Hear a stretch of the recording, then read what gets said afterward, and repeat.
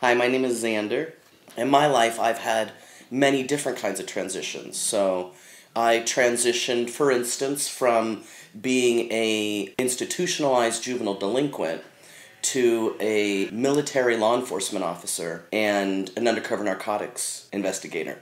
That's a form of transition that I've made in my life. I believe I also made a transition in going from being a person who was diagnosed with something probably equivalent to today's oppositional defiance disorder to, I would imagine that most people, especially since I'm a social worker, would consider me to be quite mentally healthy. So I went from being a person perceived to be mentally ill to a person who's mentally healthy, right? And I've moved a lot, so I've made geographic transitions.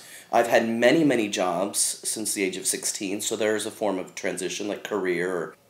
Another form of transition, right, is the physical, right? The physical transition in the sense that, not in the transsexual sense of transition, but in the sense of being a child stricken with a brain illness who was in a coma and paralyzed and needed to rehab to a particular point to be fully physically capable of walking on my own without any other resource, to now being invisibly a person with a disability, right? So it's an interesting thing to have to reflect back on all the different transitions.